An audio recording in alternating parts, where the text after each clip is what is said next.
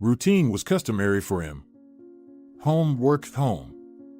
He loved returning to his cozy space after a long and arduous shift, working as a technician at a chemical plant. The journey home, though often already dark in the evenings, always relaxed him and helped him forget about the heavy workdays, providing enough time to daydream.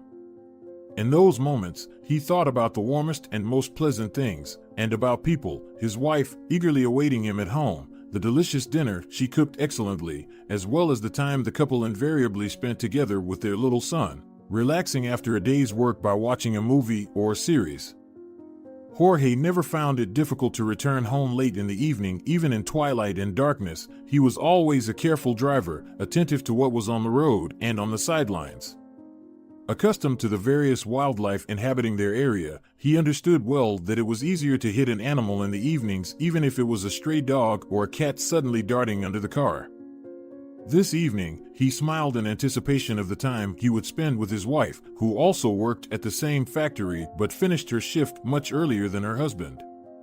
She returned home with her colleagues, and before Jorge's arrival, she managed to prepare dinner and even tidy up the house, although the man didn't mind helping her with that on his days off. Jorge habitually slowed down as he approached a turn and suddenly noticed movement on the roadside. Slowing down even more, he hoped not to scare off the animal lurking in the darkness of the thickening night. However, upon closer inspection, he immediately hit the brakes. For a couple of moments, he stared into the darkness, wondering if he was imagining things, but then he saw a faintly rising thin, small hand, covered in blood and dust. Jumping out of the car, the man hurried towards what he mistook for an animal. With each step, his eyes widened more and more, and his body was seized by shock. Lying in the grass and dust was a very young girl, contorted in pain and fear. As he approached, Jorge realized that the child couldn't have been more than 12 years old, and she looked as if she didn't know what to do, whether to crawl closer to the road in search of help or away from it to avoid further harm. The sheer panic in the girl's eyes stabbed Jorge's heart painfully as he suddenly realized that she must have been hit by a car or been the victim of an accident. Looking around, Jorge found no trace of a crashed car, and he thought that his initial assumption was probably correct. How and why she ended up so late in this place, he didn't know, but he couldn't help but think that the girl might have been lying in the grass for hours.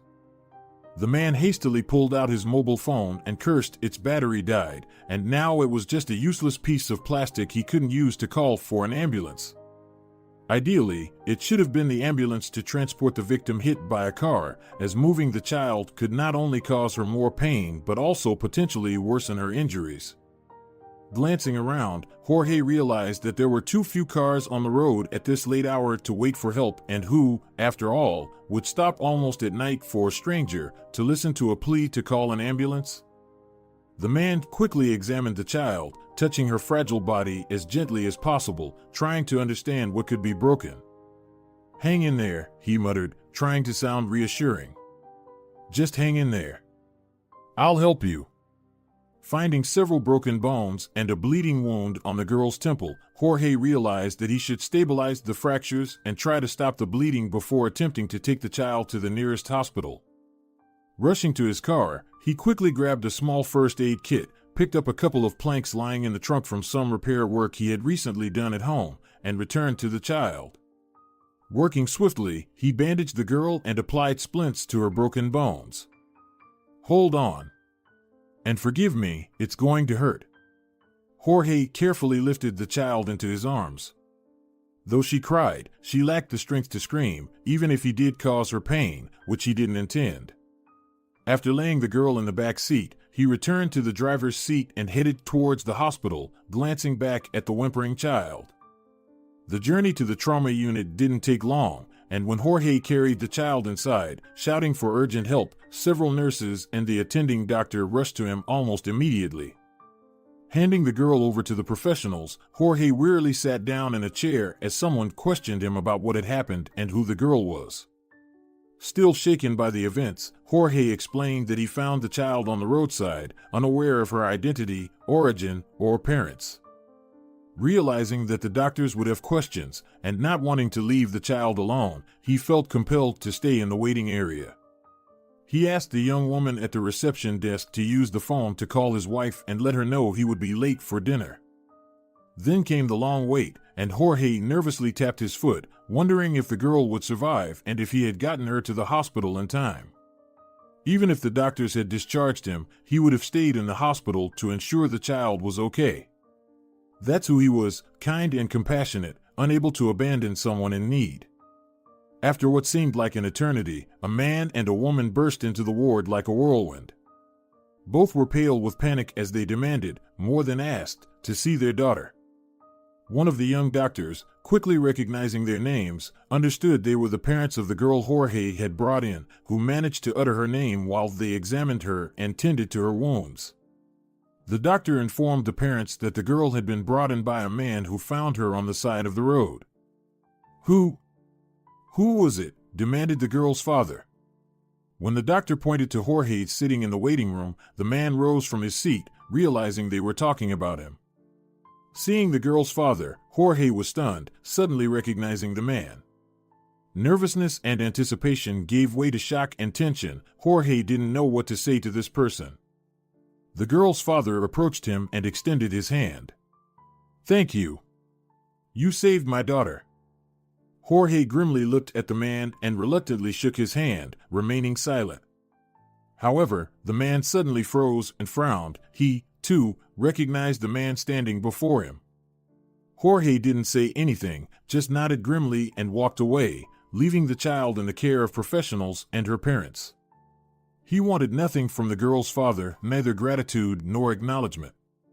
As he headed home, Jorge thought about how this man, Martin Silva, a judge, had shattered Jorge's life 15 years ago.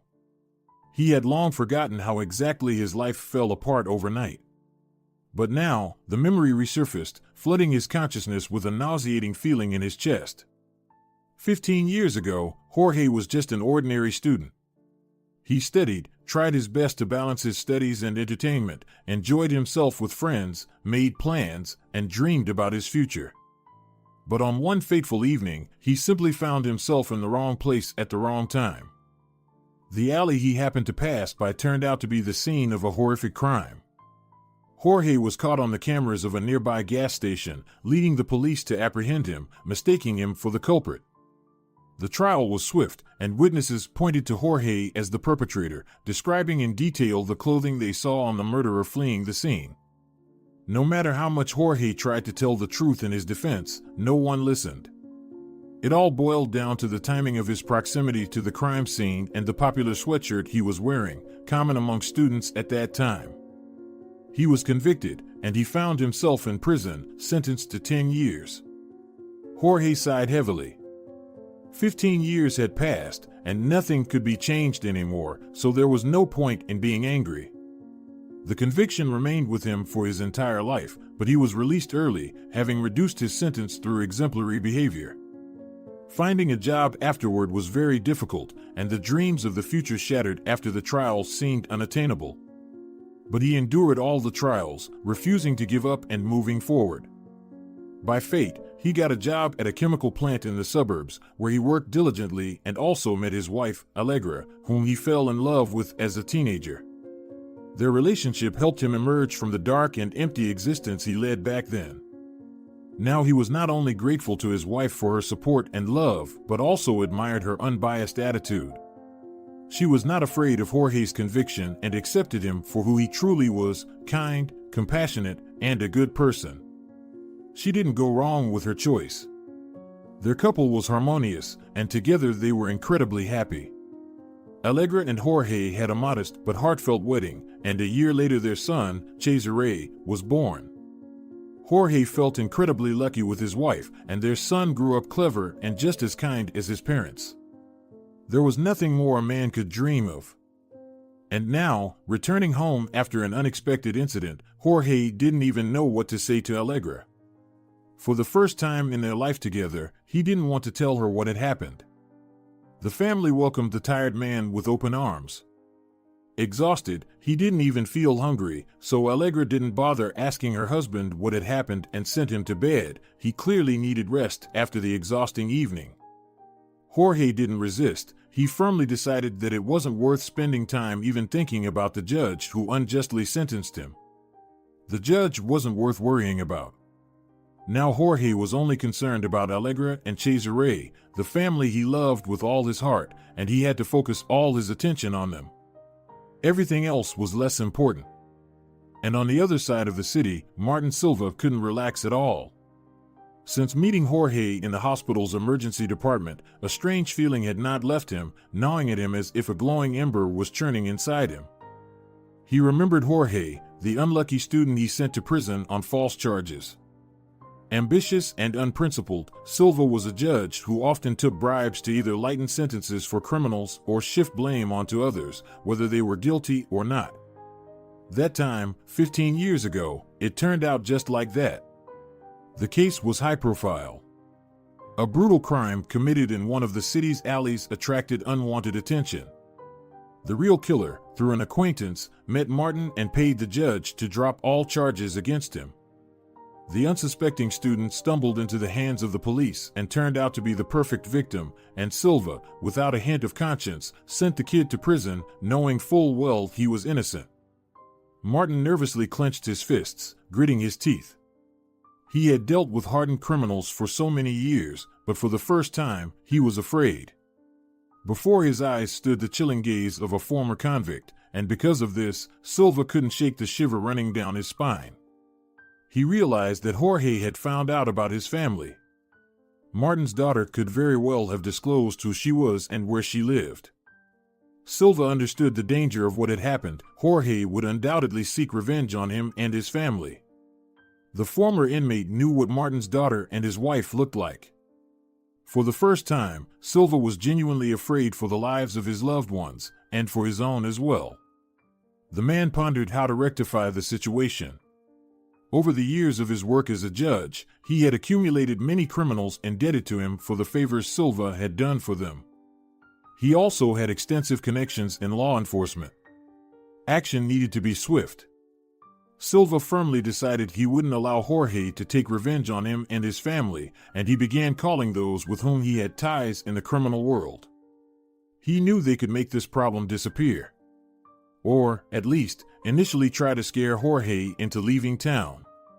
And if the former inmate didn't catch the hint, those same criminals could make him just another statistic, missing or dead. Making sure his case wouldn't be thoroughly investigated was easy for someone like Martin Silva. The judge managed to gather many of his debtors, willing to help him for the services he had provided in the past. Martin obtained all he could about Jorge. Photos of the student during the investigation of the crime 15 years ago were still easy to find. The criminals listened to what was required of them and promised to take care of everything. They didn't care whom they hurt, so everything should resolve in Martin's favor soon. Meanwhile, Jorge, brushing off a meeting with the judge who had once falsely accused him, continued living his life, hardly sparing him a thought. And though he still adhered to his usual routine, he gradually began noticing the same people on the street and around his workplace. At first, it could be dismissed as coincidence, but the same cars followed him on the road, and the same faces appeared on the street. Jorge suspected something was amiss. With each passing day, he began to wonder more. Perhaps it was all in his head. Or maybe someone was following him. He tried his best to shake off the heavy feeling that all these strangers were purposefully pursuing him. But as it turned out, none of this was a result of the man's imagination. One pleasant evening, as Jorge enjoyed his weekend, he drove into the city to stop by one of his favorite shops and stock up on essentials. He was in a good mood, already planning how to surprise his spouse on their upcoming anniversary, which was just around the corner. However, as Jorge exited the store and headed towards his car parked nearby, he suddenly heard footsteps behind him. Glancing back, he saw the same people he had noticed before, both in the city and around his workplace. The strangers' grim faces seemed menacing, prompting Jorge to quicken his pace, hoping it was some misunderstanding and that the men were simply walking in the same direction as him. But the footsteps behind him quickened, and moments later, someone suddenly struck him in the back. Jorge couldn't stay on his feet and fell. Immediately, 5 strangers surrounded him and began kicking him, beating him with such force and hatred as if one of these men held a personal grudge against him. Trying to shield his face and head, he could hardly do anything against the 5 tall and strong men silently beating him on the asphalt. Jorge had no idea how long it lasted, feeling every inch of his body through the prism of pain. But at some point, headlights from an unfamiliar car illuminated the scene, and the thugs scattered as suddenly as they had attacked, frightened by the passing vehicle. "Run!" Jorge only heard that command. The driver seemed not to notice either the men fleeing the parking lot or Jorge writhing on the ground, slowly regaining consciousness. Jorge was relieved that the car, in the right place at the right time, scared off the thugs, otherwise they could have beaten him much worse. However, as he got up, he already realized that, ideally, he should have gone to the hospital. His wrist was swollen and throbbed with pain, blood flowed from his face, and his sides agonized with every movement. Struggling to reach his car, Jorge shakily inserted the ignition key and turned it, starting his faithful old car that had saved him on the road more than once. The journey to the hospital felt as long as when he had rushed a wounded girl, each second stretched like eternity. Finally, he arrived at the trauma department, where he was attended to, and all the injuries sustained during the beating were examined. Talking to the doctor, Jorge honestly recounted how he was attacked by some thugs, and the doctor called the police to interview the victim and initiate an investigation to find the criminals. Jorge didn't hold much hope, but he truthfully answered the police officers' questions. He could see from their faces that they either considered him a drunkard who fell down the stairs or someone who got into a fight on his own. After all, they started their interrogation by mentioning his past conviction. In the end, the police waved off Jorge and left on their own, leaving the man alone with the doctors. He arrived home around midnight, when his son was asleep and his worried wife Allegra was waiting for him in the dining room. Seeing him at the door, the woman jumped up and immediately rushed to him. "Holy Virgin Mary! What happened to you?" She helped him to a chair, noting his busted lips, cut brow, and heavy bruises on his face. "I was attacked." Jorge squeezed out, feeling the tightness of the bandages around his cracked ribs. The doctors had done a good job. Although the ribs weren't broken, there were several cracks. The swollen arm was the result of a severe bruise to the wrist joint, so he would have to forget about work for a while and take sick leave. Allegra burst into tears, disbelieving her eyes. How can such people even walk under God's eye? "Oh, my dear, how did this happen?" For a while, Jorge listened to her words, interspersed with calls to God and all the saints the woman could remember, and he couldn't even think about what to say in response. When Allegra calmed down a bit, expressing all her thoughts about such scoundrels who maim innocent people, Jorge took her hand and tried to smile. "Everything will be fine, Allegra. It's not as bad as the doctors told me." "Not as bad?" His wife flared up again. "Not as bad? Have you seen yourself in the mirror? It will heal. It will." He tried to convince not only Allegra but himself. It was unbearable for him to see tears and fear in her eyes. He had tried his best to shield her from such things all their life together, and now he had become the source of her anxieties. "Don't worry, my dear," he stroked her hand. "Tell me you at least filed a report to the police." Allegra frowned. "The police talked to me, but—" His wife scrutinized his face and frowned even more, not waiting for him to continue. "And? Will they find these scumbags?" Jorge sighed heavily and shook his head. "They didn't even believe me." Said, "What to believe a convict for?" The woman gritted her teeth and cursed again, this time muttering to herself. For a couple of minutes, she tried to calm down again, and when she succeeded, she met her husband's gaze and tilted her head to the side. "You never told me what happened about a week ago when you stayed late after work.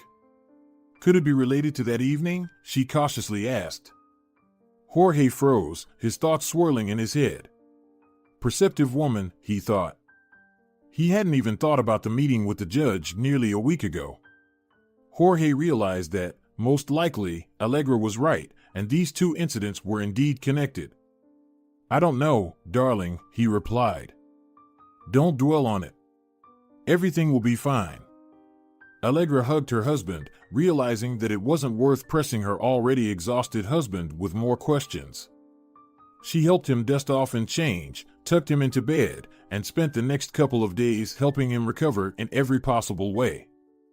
Jorge, contemplating his wife's words, couldn't help but think about what to do next. Seek revenge on the judge who could have orchestrated this awful attack.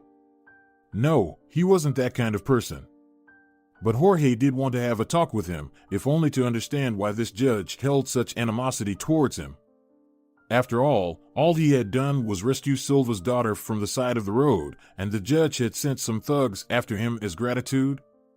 When Jorge was able to move comfortably again, he got into his car and drove towards the building he had been avoiding since the day he was convicted there as a student. Parking on the curb, he waited, scanning the crowd of people entering and exiting the courthouse for the judge. Hours passed before Jorge finally spotted Martin Silva emerging from the doors. Observing the robust, laughing man, Jorge thought he must have been pleased with how his day had gone. For a moment, Jorge also pondered how many more innocent people this judge might have sent behind bars. When Martin pulled out of the parking lot, Jorge cautiously followed him, trying to stay inconspicuous. When Martin parked near one of the apartment buildings, Jorge stopped his car and watched as Martin entered one of the entrances. Taking note of the address, Jorge firmly decided to confront the judge in the morning before he went to work. On his way home, Jorge thought about what he could say to Martin Silva. Jorge hardly slept that night, tossing and turning, both from his still aching body and from the thoughts swirling in his head. He couldn't shake the fact that he had no idea what to say to the judge. On one hand, he couldn't fathom why this person would treat him this way. On the other hand, it seemed like it might be best to abandon the idea altogether. But it was too late to back out. Jorge realized that if Martin Silva could send thugs after him who beat him up, it could very well happen again. And what frightened him the most was the possibility that Allegra or Cesare could encounter these scoundrels on their way. That was something Jorge absolutely did not want. He rose long before his wife did. Dressed in with a medical mask to hide his bruised face, Jorge pulled his hood over his head and stepped out into the fresh, seemingly calm morning. He arrived at Martin Silva's house lost in thought, still unsure of what words to say to the judge. Confirming that Silva's car was still in its parking spot, Jorge made his way to the entrance and began to wait. He didn't wait long, the door opened, and Martin Silva stepped out onto the street. Spotting the man in the hood and mask standing right beside him, the judge visibly tensed, though he took a few deep breaths, clearly trying to calm his frayed nerves. "Senor Silva." Jorge stepped towards the judge, who froze, his face paling with horror. "We need to talk." Removing his hood and mask, Jorge revealed his battered face, and Silva's eyes widened. "And you're telling me I'm to blame for this? I never laid a finger on you." Martin blustered, trying to collect himself and appear more confident in his words than he actually felt. Jorge raised his hand, cutting off the judge's objections with a gesture, and the judge noticed a very strange, incredibly melancholic look from the former convict. "I didn't come here for revenge," Jorge said in a calm and quiet voice. "I came to remind you that 15 years ago you imprisoned me for a crime I didn't commit. You knew it, but you did it anyway. I don't blame you. You're human, and humans make mistakes. It's our nature. Everyone has their priorities in life, vices, thoughts, and desires. I don't blame you for giving in to your vices, Senor Silva. I want to thank you. Because if it weren't for my time in prison, I wouldn't have met the love of my life. She saw in me not just a released prisoner, but me. And I love her for that. I think you understand such love when you want to shield from any danger and harm. After all, you love your wife and daughter, don't you? I love my wife and son too. And until recently, I didn't care that you still held the position of judge, determining people's fates. I forgave you a long time ago. And if it weren't for your daughter, whom I found by the roadside, I wouldn't even remember you. I only regret one thing, Senor Silva, the time I lost in prison, my nerves, and health. Otherwise, I live quite happily, and I don't need you, nor vengeance on you, nor gratitude for saving your daughter. I truly hope she grows up to be less corrupt and cowardly than you. I would really like your daughter to become better and kinder." Martin Silva listened to Jorge and remained silent, suddenly feeling a tremor, not from fear, but from the realization of how cruelly he had treated a man he didn't know. He didn't even realize at first that tears had formed in his eyes. Jorge, interrupting for a couple of moments to catch his breath, concluded, "All I want to ask of you. Forget about me. And never appear in my life again." He looked Martin in the eyes. The incredible sincerity of the former convict astonished Martin. He thought he had sent thugs to deal with a criminal seeking revenge on him, but Jorge turned out to be a good and kind man. All Jorge did was selflessly save his only daughter, while he himself acted like a true scoundrel, sending people to beat him up. Anyone in the former convict's place would have been furious at such injustice. After that, he would surely have had the right to deal with Martin. But Jorge remained just as friendly and reasonable a man. Even the years spent in prison hadn't changed that innocent student, whom Silva sent to the real criminals and scoundrels. "Forgive me." Martin exhaled, feeling a solitary tear trickle down his cheek.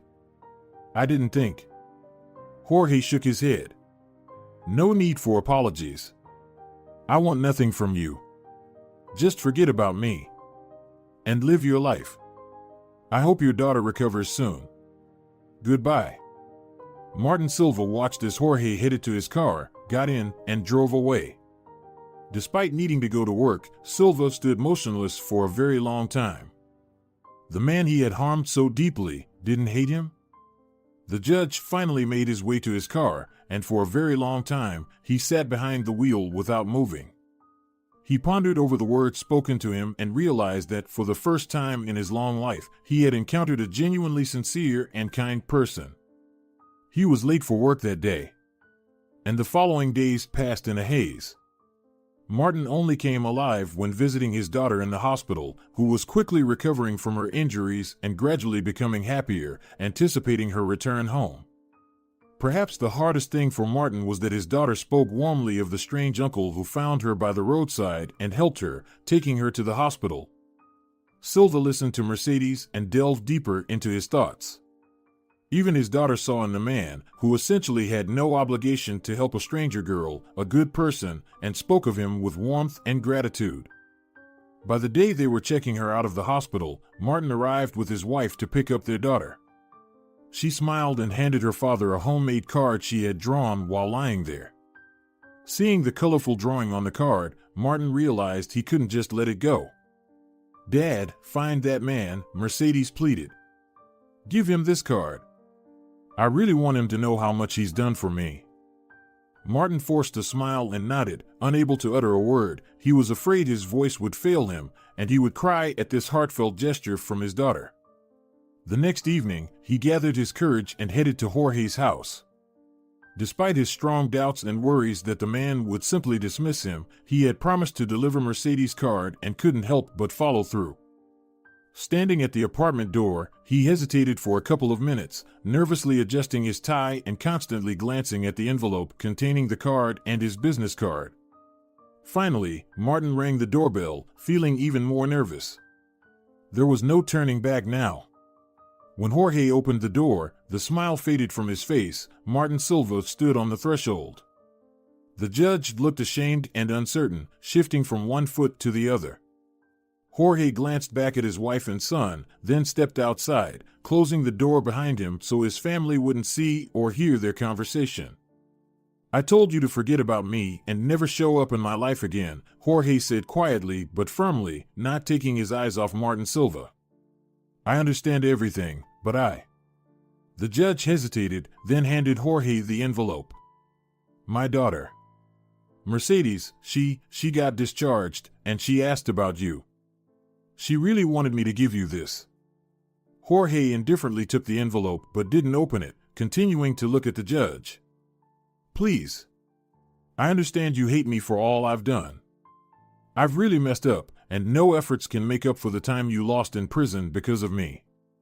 But Mercedes really wanted to thank you personally. Inside the envelope is my business card with my personal number. You can call anytime." Martin stepped back uncertainly. "Thank you for your time. And thank you for not standing aside when my daughter needed help." He turned away, and Jorge watched the judge until he disappeared from sight. Only then did he look at the envelope and open it. Inside was a homemade card. On it, the girl he saved proudly drew a man standing with a superhero cape billowing behind him. Beneath the picture was a colorful inscription, "My hero." Jorge read the brief message inside, full of gratitude and kindness, then looked at the judge's business card.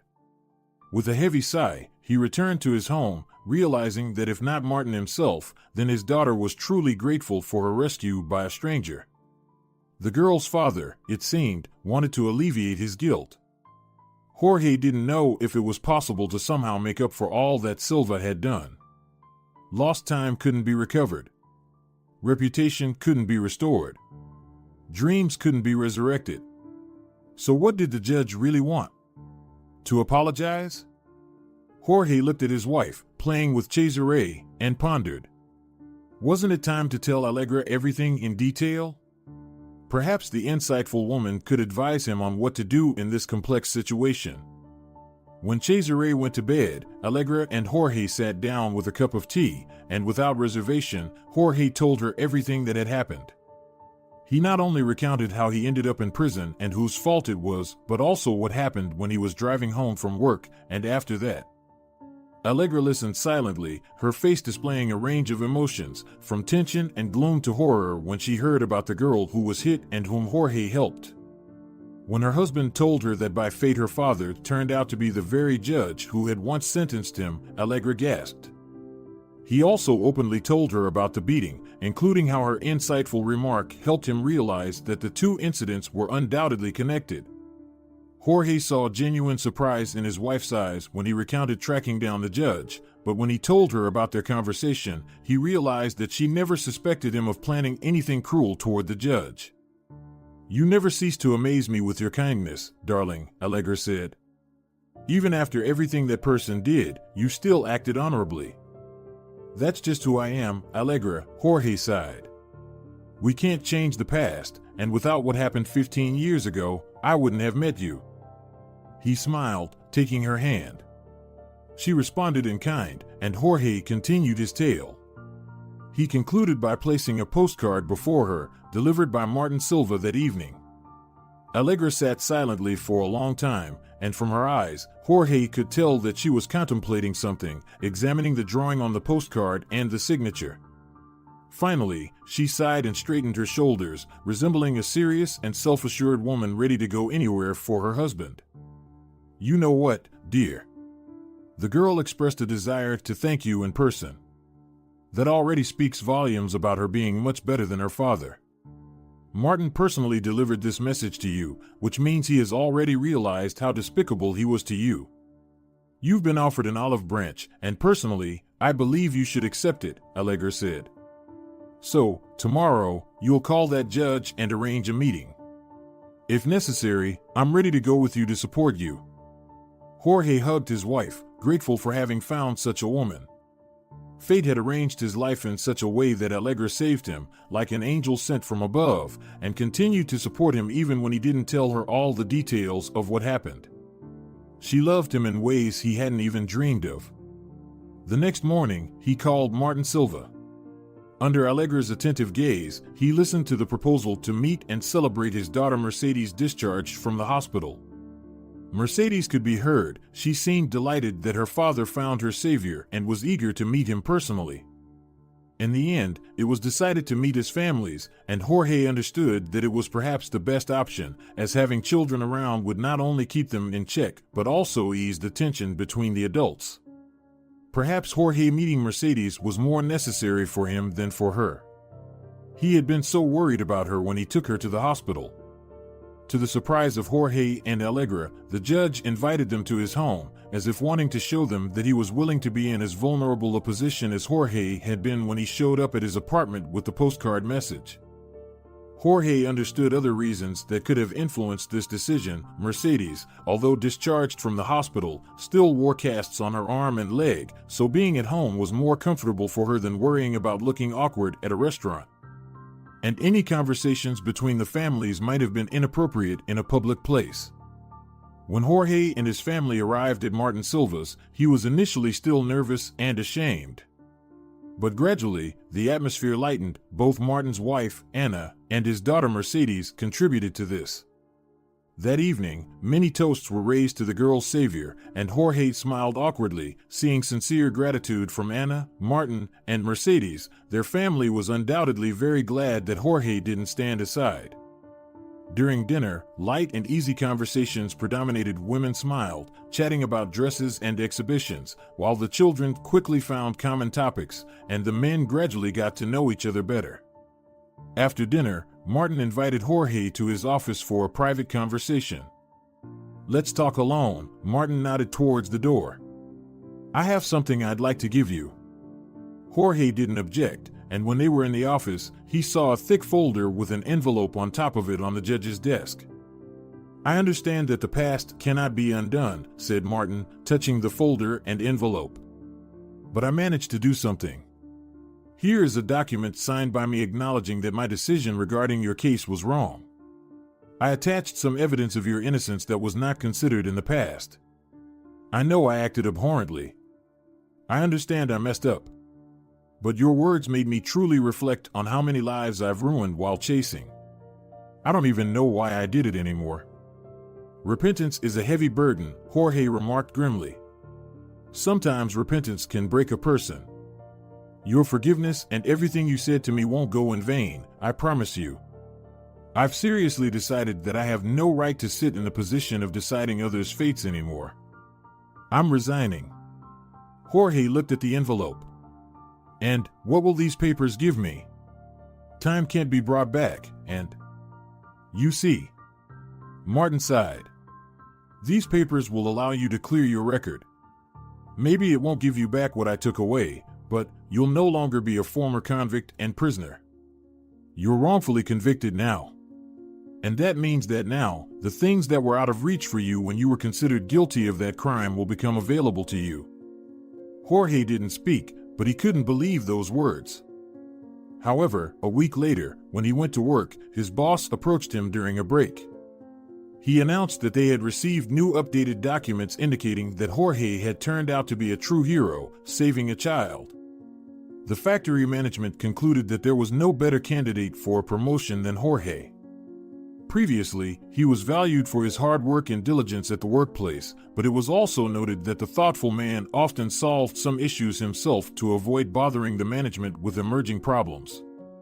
And this trait was essential for the new workshop manager, as the previous one retired, and they had long been looking for a replacement. Jorge couldn't be promoted before because of his conviction. Everyone was afraid it would negatively affect the factory's reputation, and some managers could also be against it. But since his conviction was overturned, he turned out to be the best candidate for the position. The man had always known that hard work and kindness could help in life. But now it paid off with interest. And all he did was not drive past an injured girl and help her in a difficult moment. And although Martin Silva, who had ruined his life, retired, they still kept in touch. The former judge, plagued by guilt, opened a small office with his own money, where he hired good lawyers who handled cases similar to Jorge's. Perhaps Silva hadn't fully atoned for his past, but he tried very hard to do so. And the recovered Mercedes helped him with this, showing every day by her example that being kind means being happy. Dear viewers, if you enjoyed the story, please support the video by liking it and leaving a comment. Thank you very much. All right, everyone's presentations are done. Nick, the manager, said as he tried to move the discussion forward. Excuse me, I haven't. I recently found out something. Nick interrupted me and began to speak. There's apparently someone in this department who didn't graduate high school and is just a part-timer. Meetings should be for employees only. Absolutely right. His lackey, Mike, of course, agreed with Nick. I'm leaving. After leaving the meeting room, I started to shut down my computer.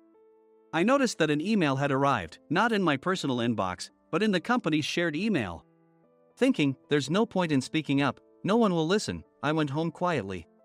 The next day, I heard a commotion from Nick's desk. He was staring at his computer screen, his face pale. "Nick, is something wrong?" Mike looked at the screen with him.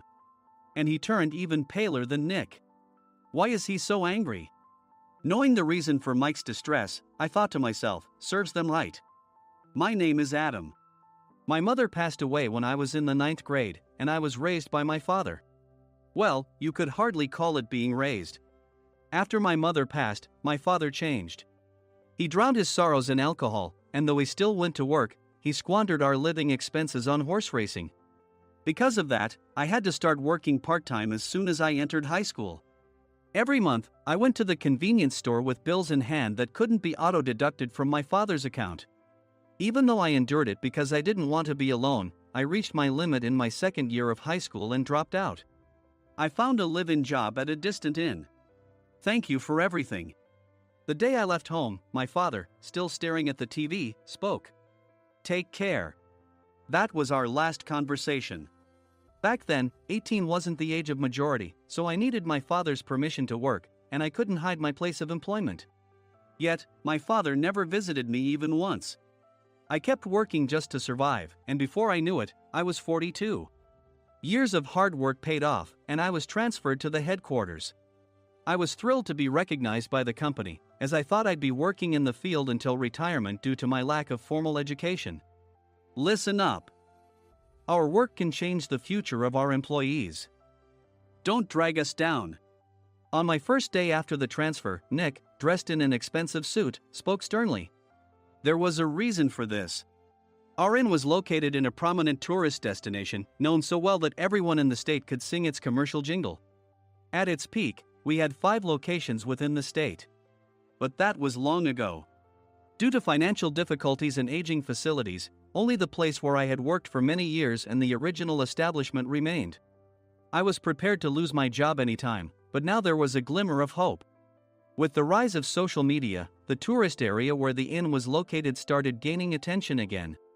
Depending on how hard the sales department, where I was transferred, worked, we could either thrive or be forced to give up this prime location to the new hotel chains continuously popping up.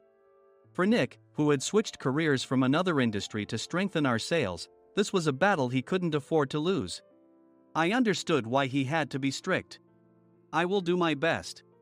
Nick sneered at my enthusiastic declaration. Did you not hear what I said? I'm sorry. I thought I was listening carefully. Out of habit from years of customer service, I apologized reflexively, though I had no idea what had offended him. Someone was watching me with a smirk.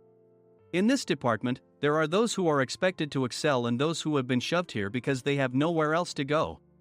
You are the latter. It was Mike, the section chief. He's 7 years younger, at 35. But he was called to headquarters much earlier than I was and had been moving around within the headquarters ever since. I'm not jealous, but I can't accept that he's my boss.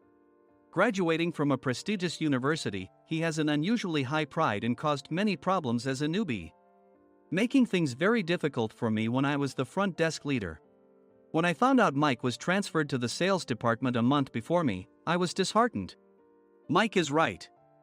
With just a middle school diploma, there's not much you can do. Don't even think about achieving results.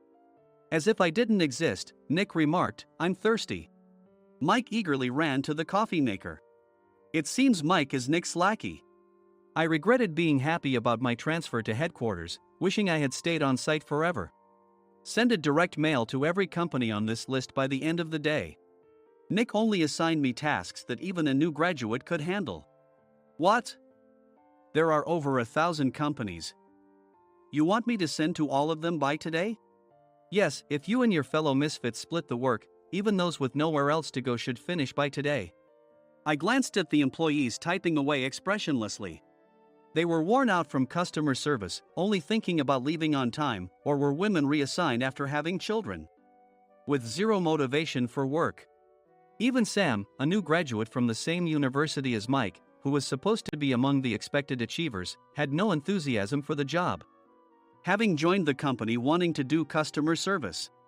"I don't care what they say, I plan to quit anytime," he said. Only Nick and Mike were highly motivated, making all the decisions between the two of them. I originally only wanted to work at the inn to survive and had no particular attachment to this job. I swallowed my words, thinking I had no right to reprimand them. About a month after the transfer, Nick told us with a frustrated look.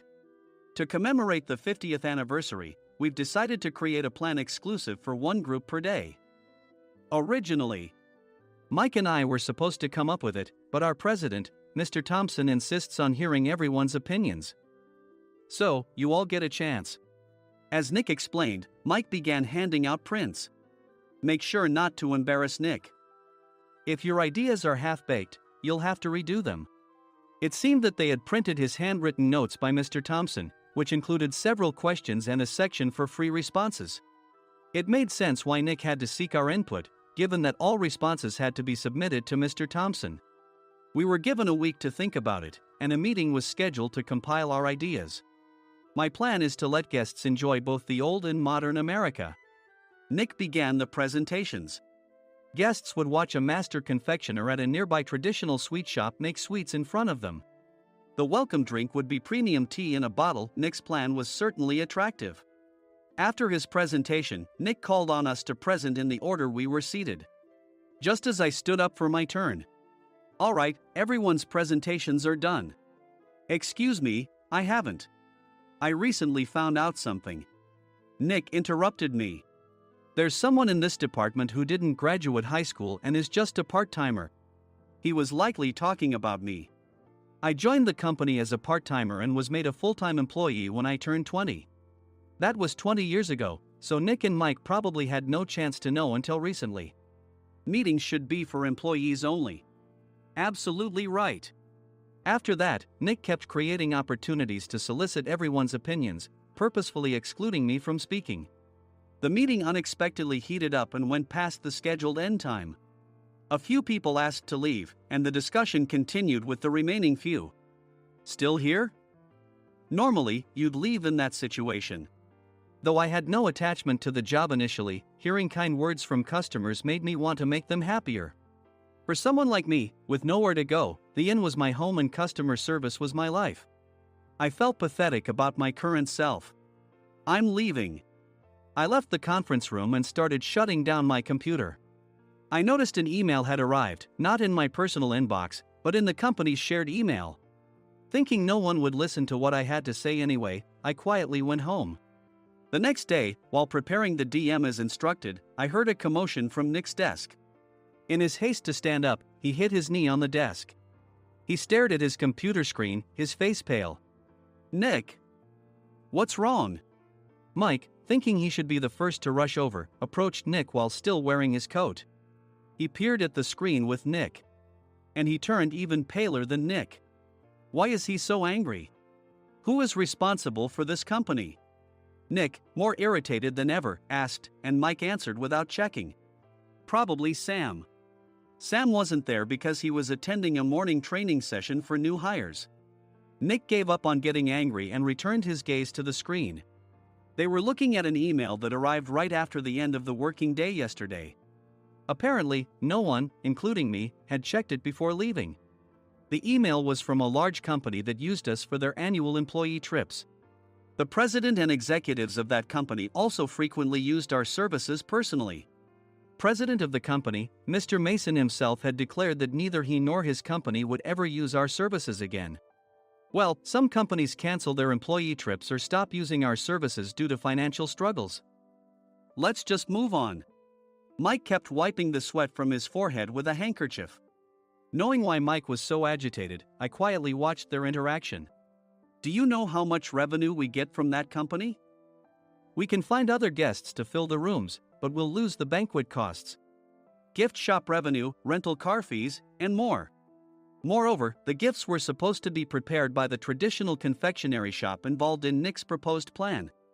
If it's known that we incurred such a huge loss at this critical time, Nick's position in the company would be jeopardized. Nick took a deep breath, seemingly trying to calm himself. All right, Mike. Go to New York right now and apologize to Mr. Mason. What? You're coming with me, right? I have urgent work to do. I trust you, which is why I'm entrusting this to you. Please.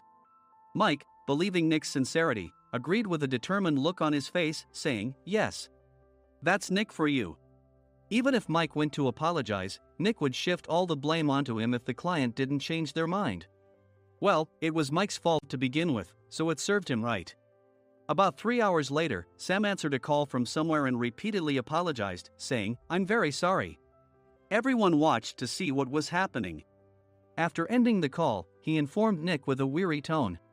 When Mike arrived at the client's company, he only made things worse, further infuriating Mr. Mason. He was demanding, get his boss here immediately. It was no wonder Sam was exhausted, dealing with such a call right after returning from training. What is that idiot doing? All right, Adam, you're coming with me. If sacrificing Mike didn't work, then I must be next. Normally, I'd want to refuse at all costs, but I saw an opportunity in this situation. If I can be of assistance, I'd be happy to join you. I immediately followed Nick, and we flew to New York. When we introduced ourselves at the reception, it became clear how serious the situation was. As the receptionist personally escorted us to the president's office. Angry voices leaked through the door, making both Nick and me uneasy. Excuse me. I'm Nick, the supervisor. I understand my subordinate has caused you trouble, and I deeply apologize. Nick, with his experience in the corporate world, knew enough to offer an apology before excuses. However, his customer service skills left much to be desired. I sighed as I saw Mike trembling like a small dog in the corner of the room. What kind of training are you giving your subordinates? Mr. Mason glared at Nick with a red face. The intensity of his gaze made even Nick take a step back. Regrettably, I joined this company only 2 years ago and was unaware of Mike's issues. I should have identified his shortcomings sooner. Indeed. I should have realized sooner. No sensible person would come to apologize and then give a lengthy presentation on the drawbacks of not using their in. Nick froze, his mouth slightly open. Suspecting the worst, I picked up the documents that had fallen to the floor. It seemed Mike hastily prepared these documents on the plane, listing the disadvantages. Disadvantage 1, if you change the venue for the company trip, employees might suspect it's for cost-cutting reasons, leading to a negative impression. Reading it aloud half-jokingly, Nick snatched the papers from my hand and checked the contents with a furious expression. Among the stack of documents was a receipt from a nearby convenience store's copy machine. I felt a pang of dread, hoping he hadn't shown the receipt as well. What do you think he said when I asked what kind of nerve he had to do this? I'm very sorry. Faced with the dire situation, Nick must have thought there was nothing left to do but apologize. In a voice smaller than I'd ever heard from him, he uttered words of apology. He said, I'm a Harvard graduate. I don't believe I said anything wrong. Mike! What have you done? Forgetting his plan to pin the blame on Mike, Nick yelled loudly, even in front of Mr. Mason. I didn't do anything wrong. You're still saying that? Look at him. Mike pointed at me with a shaking hand. I was assigned to headquarters in my 20s and now I'm a section chief. This guy only made it to headquarters at 42. Everything I've done proves I was right. So why are we losing the contract? Having said his piece, Mike collapsed to the floor. Of course. You were sent there because you had nowhere else to go. Mike never expected to hear such words from someone he looked down upon. He lunged at me, and Nick hurriedly stepped in to stop him. Mr. Thompson told me Mike is a quick thinker, and to take good care of him. There's no way he was pushed aside. Don't make things worse here. He didn't say quick thinker, he said only quick-witted, didn't he? I don't remember that part. I recalled the many troubles Mike caused when he was a newbie. When Mike was on the front line, his pride was so high that he never apologized to customers. Customer service, especially in our job, doesn't work alone. It brings both good and bad situations. If the front staff or housekeepers made mistakes, or the cleaning company didn't properly clean a room, one had to apologize to the customers regardless of personal fault. Mike, in such situations, would never apologize, insisting he wasn't at fault. This often angered customers, and as the front desk leader, I frequently had to apologize on his behalf. He caused complaints and disrupted operations, which is why he was quickly moved to headquarters. In departments where he didn't interact directly with customers, his quick thinking was beneficial and things went well. But it seemed his flaws were starting to show. Corporate reservations are supposed to be entered into the system by the sales representative. But a quick check yesterday revealed that more than 10 items were missing from the client's reservation. The handover document clearly stated what needed to be prepared. Why didn't you enter it into the system? Why do we have to give them special treatment? Filling rooms near the banquet hall, setting up all the food in advance. Specifying the brand of wine, they're too demanding. No wonder he always angered customers, I thought, feeling a headache coming on. Grouping them in rooms near the banquet hall is for our benefit too. It makes it easier for the staff to set up beds and serve breakfast since everyone's schedule is synchronized. As for the other requests, Mr. Mason suggested them to lighten our load. I didn't know that. Nick finally seemed to realize that Mike was the one who had angered the client. What did you say to them? I just told them we wouldn't give them special treatment anymore. We shouldn't waste effort on things that don't bring in money. I was utterly exasperated at his lack of understanding of customer service. Of course, we shouldn't comply with unreasonable demands. But carrying over successful practices from past stays makes customers feel remembered and enhances their experience. Good memories encourage repeat visits. That's part of our job. I looked down at Mike, who was sitting on the floor. In our job, nothing is a waste. Mr. Thompson likely moved you to the sales department, hoping you'd finally understand this. How do you think he feels now that you've failed to meet his expectations? Mike, tears in his eyes, fled the president's office. I was amazed he still hadn't apologized. You have it tough, Adam. It's okay, we're all employees of the same company. I deeply apologize for this disrespectful incident. Especially after all the care you've shown us. If it weren't for you, Adam, I really would have stopped staying here. When I heard you were moving to the sales department, I was willing to reconsider if you handled it. Seeing us talk so amicably, Nick's face contorted. Do you two know each other? Adam's service is excellent. I always requested him specifically. Normally, we don't accept specific staff requests, but we made an exception for Mr. Mason, adjusting my shifts accordingly. He had personally stayed at our hotel just before my transfer, and during casual conversation, I mentioned, I'm moving to the sales department soon. If I hadn't told him then, things could have been much worse. Please continue to take care of us. I look forward to it. On the return flight, Nick awkwardly offered me a can of beer. It's still working hours. Of course, I had no intention of forgiving him for a single beer. Nick might try to pin everything on Mike and avoid any consequences. While pondering this, a startling fact came to light. Nick, the tea bottles for the plan have arrived. I handed Nick a bottle labeled with our inn's name. They look good. What are you talking about? These are plastic bottles. I had assumed we would use the trendy, high-end bottling tea. But what arrived were ordinary plastic bottles of tea with customized labels. The only unique aspect was the label, which had the inn's name, making it look customized. Upon further investigation, I discovered that a substantial amount of money was set to be paid to the tea company. It was priced like bottling tea. Does this plastic bottle really cost $100 each? The tea inside is specially blended for us. The extra cost is for that. Wouldn't it be better to use another tea company? Or is there a specific reason we must use this one? As Nick continued to make excuses, I showed him a printed email. I informed the tea company's president, Mr. Mitchell, that we discovered irregular payments and he confessed. He said you two were high school classmates and planned to split the extra money. That idiot. Why did he confess?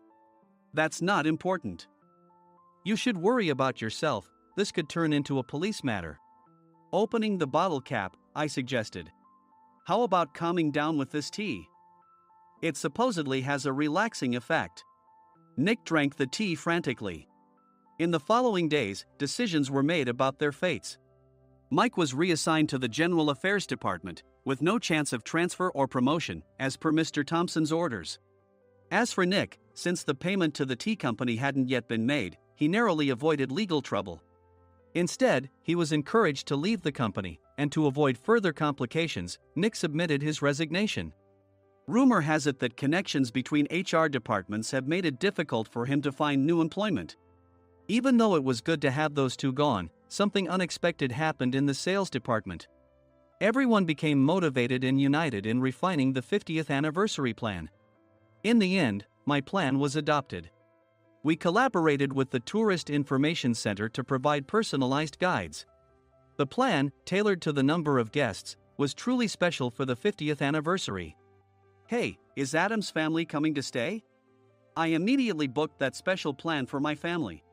Sam noticed it on the reservation list and quickly picked up on it. "Yes, I'm inviting my father." "That's great. I might invite my parents too." I lacked the courage to face my father just as Adam. But here, with the confidence Mr. Mason praised, I felt ready. The 50th anniversary plan was a perfect opportunity to reconnect with my father. I hoped to bring back the days when we could laugh together as we once did.